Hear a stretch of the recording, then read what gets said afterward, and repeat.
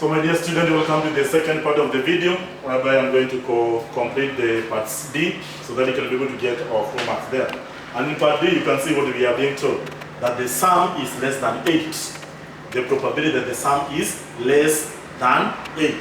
So if the probability is going to be less than 8, probability is going to be less than 8. What does that one mean again? Less than 8. So less than 8, that one means that the 8 is not going to be included again. So remember here, the question number C was saying that the sum is greater than or equal to 8. Meaning that that time 8 was included. But now we are saying that the sum is less than 8. Meaning that now you're not going to include the 8. So you can be able to apply the concept that we say that the probability of an event happening plus the probability of an event happening is going to be equal to 1. Since we have found the probability of getting 8 or more, then you can be able to get the probability of getting sum that is less than 8 by subtracting from 1. So this one can be able to be given as 1 minus 5 over 12. So which is going to be 12 over 12, then minus 5 over 12, and then you get your answer is 7 over 12. Again, there you get your 2 marks there for identifying that trick. That is when you're dealing with the two dice. The two dice, one is a die, the other is dice. So let's go to another one when we have the coin. So this one will be picking it from your exercise 8.2. That one is going to be maybe your number 1 question. That one is going to be on page 166. So let's go with it to see how you're going to tackle it. That is now number 2.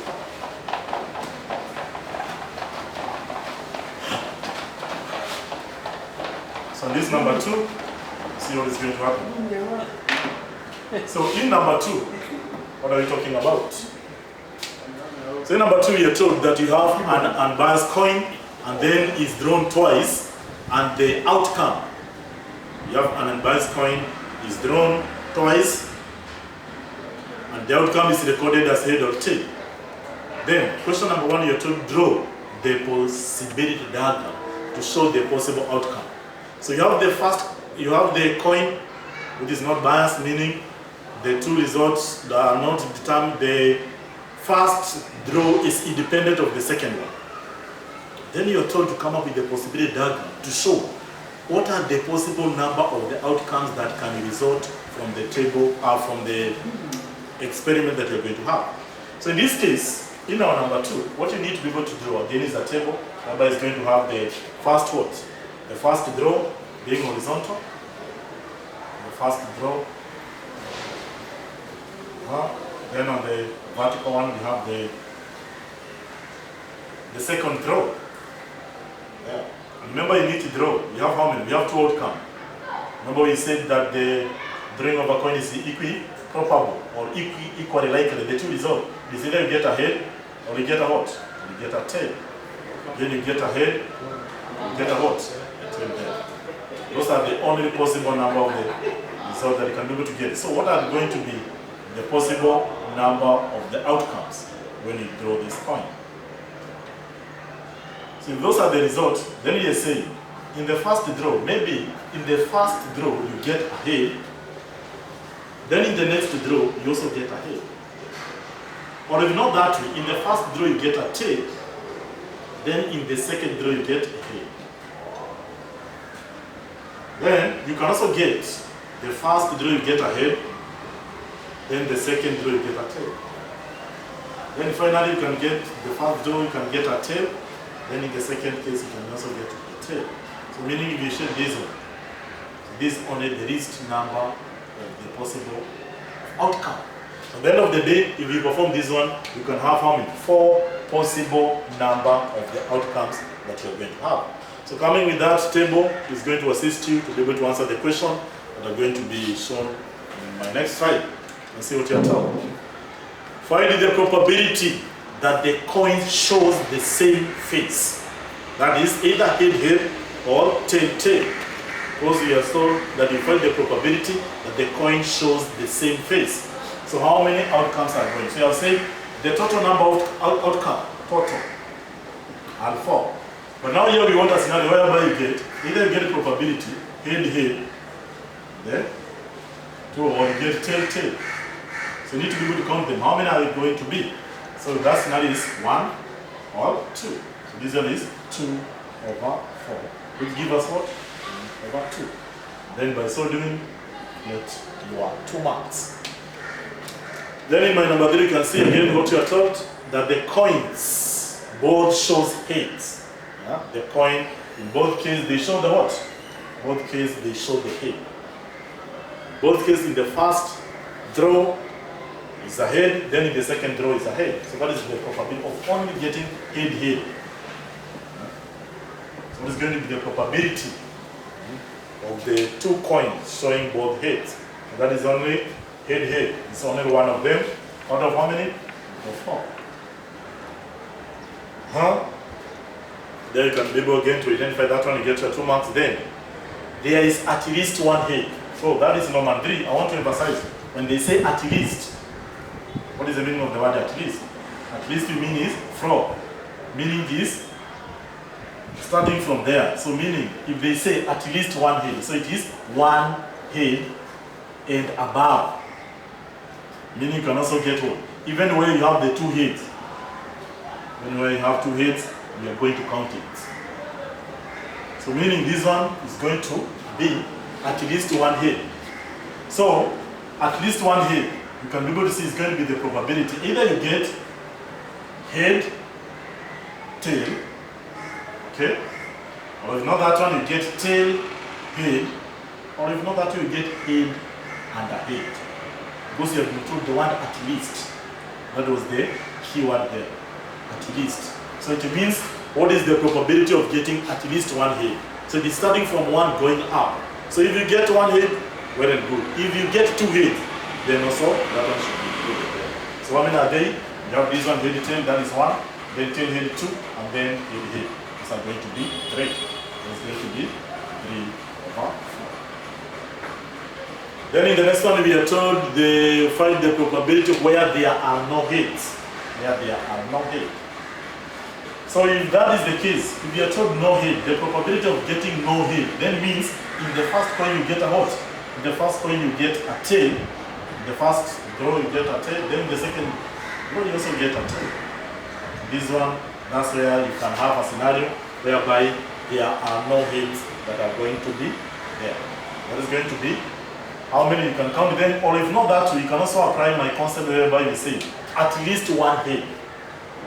At least one head. So it's going to be the probability of not getting a head.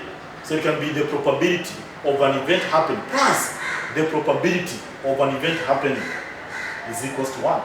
So this one, the probability of not getting a head will be equals to the probability of getting a head. It is the probability of getting a head plus the probability of not getting a head will be equals to 1.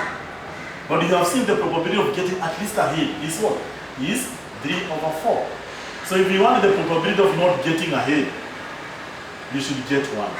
So if you make probability of not getting a head to be the subject of the formula, then you're going to have 1 minus 3 over 4. In this case, you're going to have 4 over 4 minus 3 over 4, which gives us what? 1 over 4, which is now the probability of not getting head. So you have seen the first case, you have talked about the 2 dices, you're talking about the sum. Then in my second one, we have talked about the probability of drawing the 2 coins. You have seen what you have mentioned in that case. So in my next, I will concern in the case of the die. Then we change the concept to be the product.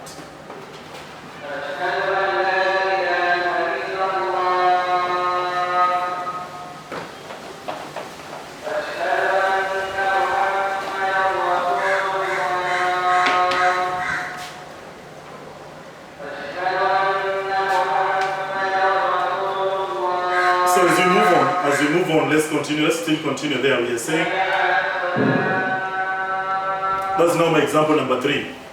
And in my example number 3, you are told that the 2 dice are drawn and the product of the 2 numbers is recorded.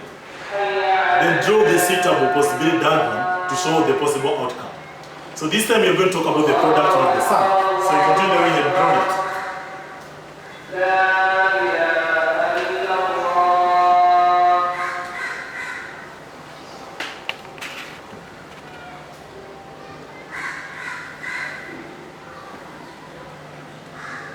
So that's the way we had done in our first case. But now this time you're not going to be getting the sum, but all you're going to be getting the what? It is the product. It's going to be the product of these cases. So you need to be able to identify how they are going to be. In this case, you can see the way it is. We have the 6 of them. So we are going to have, as we have done the first time, it's going to be that the 6 possible number of outcomes. But remember, this time you are now taking the odds. You're now taking the products. Let's see what you're going to get. Now scenario.